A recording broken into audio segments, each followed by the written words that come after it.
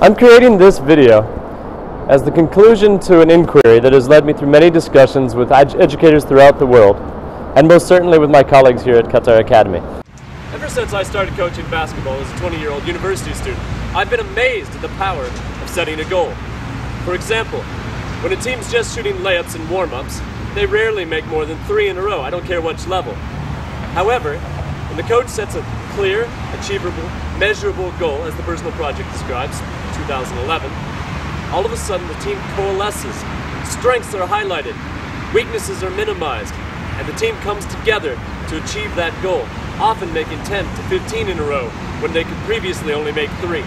I've continued to marvel at the power of a goal throughout my educational career and in several educational systems, but recently reflected on how important the guide's altimeter was when trying to ascend towards Namche Bazaar in the Nepali Himalayas, within view of Mount Everest.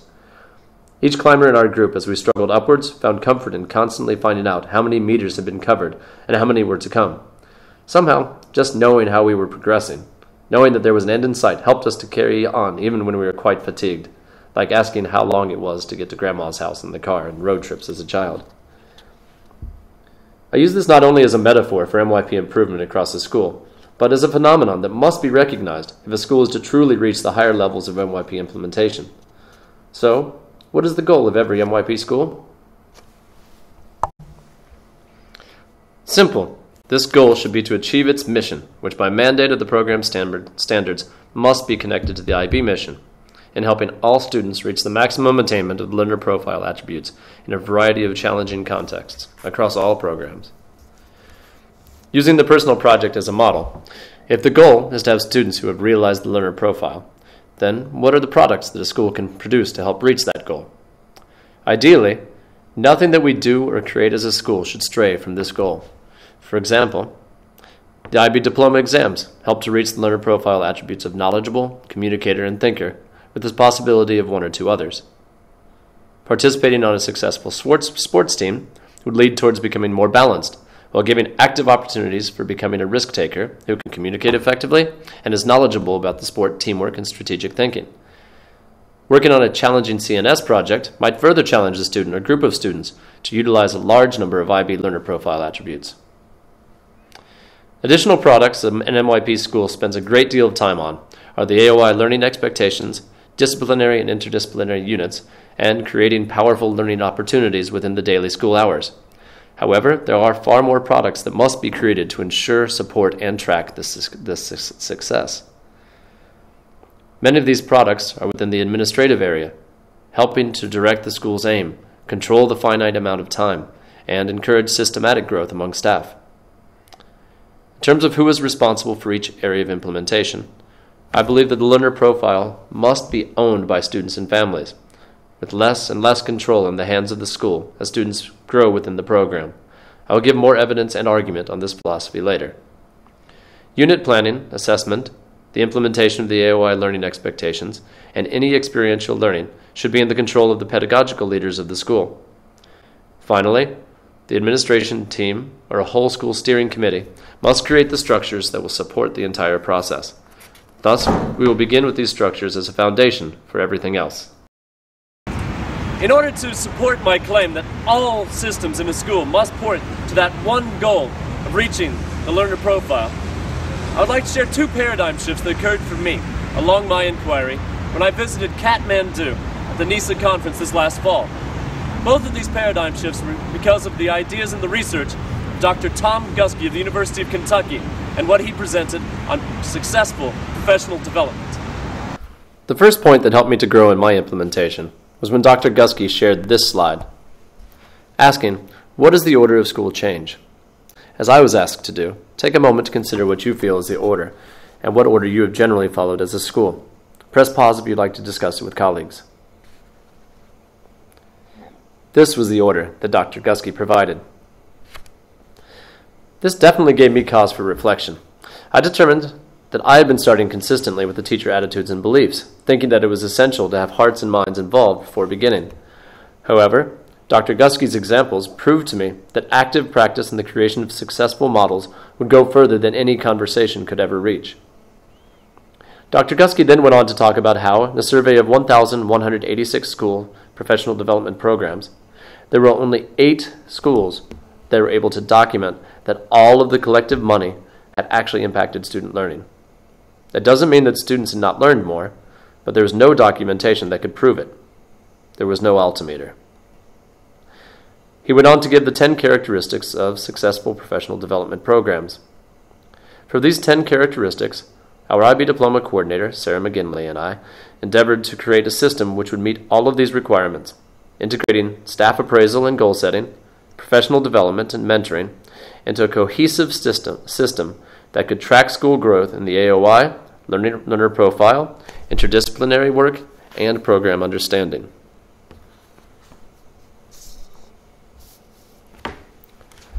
First of all, staff evaluation had to come in 3 different areas to support the whole teacher.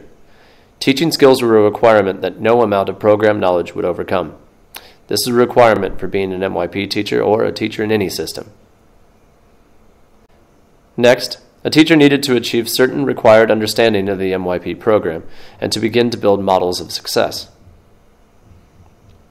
Finally, a teacher had to be able to model what the learner profile looked like in action. We then built a simple system, for tracking MYP expertise, both in student learning and program understanding and expertise. We then built a simple system for tracking MYP growth, both in student learning and program understanding and expertise. Student learning needed to be reflected in a teacher's professional e-portfolio, meaning that teachers and students were creating models of learning together. Students would place these models on their e-portfolio as teachers chose the best models of understanding. MYP understanding and expertise would occur through a mentoring system. Tying in with the school appraisal system, teachers would set goals for personal improvement in the program, which, embedded in their levels, would result in the necessary PD courses. The template would need to be modified for those who support learning in a school without directly teaching it, but I believe that everyone within an MYP school would need to have program growth as part of their evaluation, from the director down to the custodian and secretaries. When I surveyed administrators at the MYP conference about who had concrete evidence on program success in the areas of assessment, areas of interaction, and the learner profile, the statistics looked like this. Why are schools so much more confident about their academics? Because they have systems of reporting. There are term reports, external exams, university admissions, and parent-student feedback. The same systems need to be created to ensure that the learner profile and areas of interaction can be measured. So as a school, began gathering systematic data on how teachers were progressing in program understanding, they would be able to give reports like this. Instead of having a list of different courses that were offered as in-house professional development, a school would be able to have a complete map of expertise, showing probationary teachers, teachers who were meeting expectations in terms of an entire school agreement, and those who had moved on to be advanced, be school leaders and mentors, and work within the IB world. Departments within the school as well would be able to compete to show which department had the greatest amount of expertise. Instead of a new teacher entering the school and being told they're just on probation, they would be handed a map showing exactly what the expectations were in terms of program growth, in terms of models of student learning, and in terms of understandings. This way, they would also know who to speak with and exactly which conversations to have, thus empowering new staff to feel comfortable in an international setting. Instead of making it look arbitrary or having a queue to see who gets to go on IB professional development, each school would be able to have a position on the map where goals set by staff enabled one to go off and get the necessary training to reach their goal. And instead of having an entire staff professional development on a shortened day, you could differentiate based upon the various levels of the faculty. Each of Dr. Guskey's characteristics for successful professional development implementation had been included, though the model will surely be improved through implementation. Ahead in my inquiry and in this process, I next visited MYP coordinator training in Berlin. I've been told by reliable sources that 75% of the way that teachers teach are the ways that they were taught. Throw in all of the terms that are required to understand the MYP, all the concepts that lie behind the instruction, and teachers are flying blind.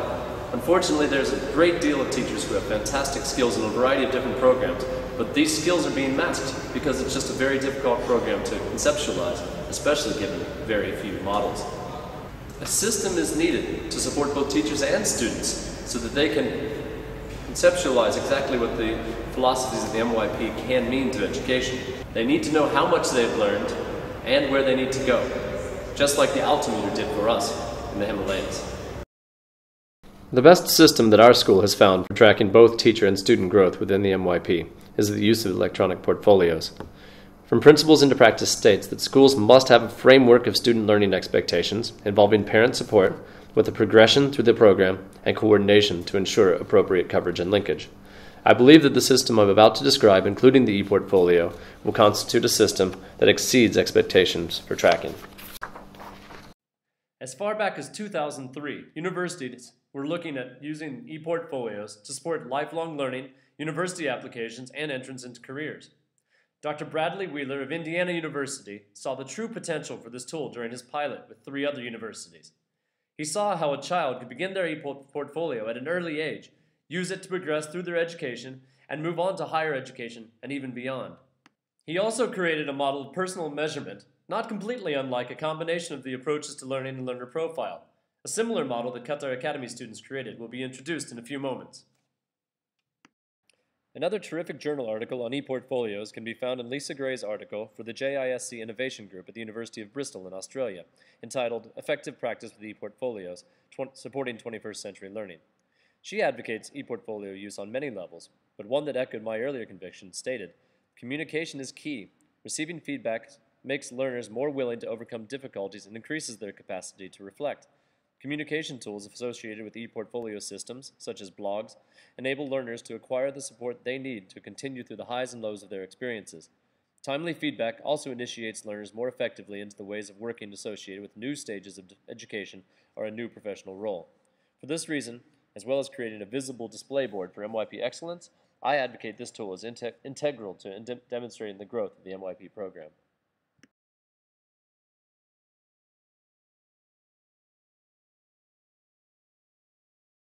As you can see, teachers might not be digital natives like the students, but if we are working together to create e-portfolios, we can also learn together. This example shows how the administrative structures covered earlier can be embedded into teacher growth. More importantly, if teachers are to model the program philosophies, we have to be risk takers ourselves. If we are asking students to venture into our world, we need to take the risks and venture into theirs. Using the e-portfolio structure, I would now like to explain a system for empowering students into a year-long inquiry into the areas of interaction and themselves as learners. This process occurs in 2 phases. Phase 1 is where most of the teacher and coordinator effort is spent, laying the road to drive upon for the entire year. Step 1 of Phase 1 is the AOI Start of the Year retreat.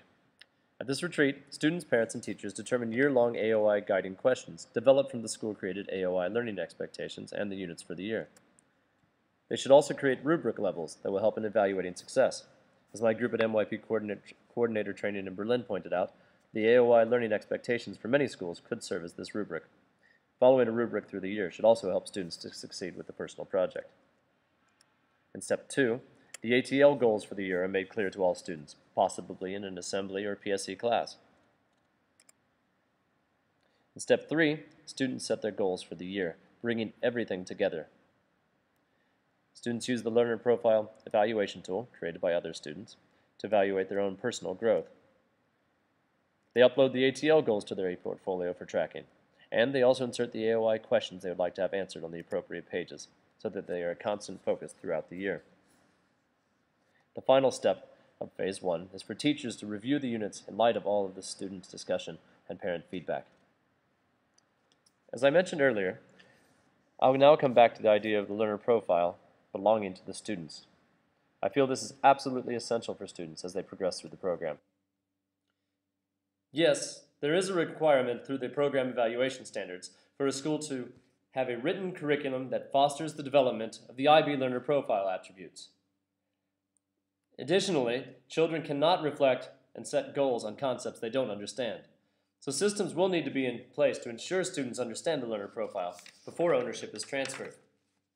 However, if teachers continue to own the evaluation of a child's development, As they move closer to adulthood, they will begin to resent anyone that seeks to label them without their involvement.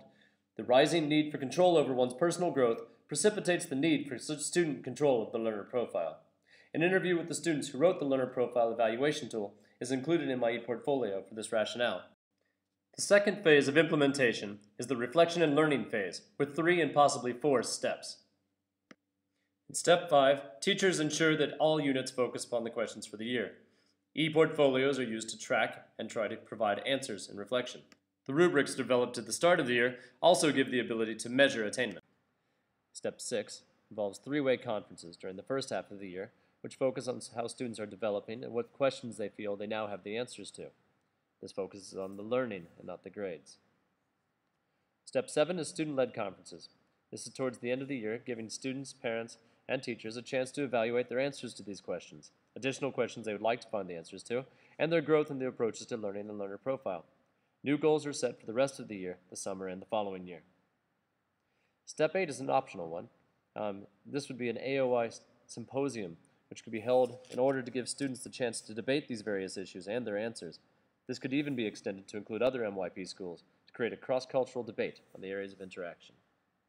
So just as a final review, that was professional development, school goals, staff evaluation, and educational technology on the administrative side, all moving their way into pedagogical leadership, creating year-long inquiries into AOI questions set by students, parents, and teachers, student and teacher e-portfolios tracking examples of AOI understanding, and student-led conferences acting as the culmination so that students have the ability to verbalize all that they've learned.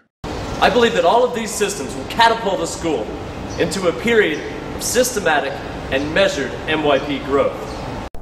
I hope that this inquiry has at least offered some solutions to a problem that I've seen in schools and personally experienced for a great number of years within the MYP.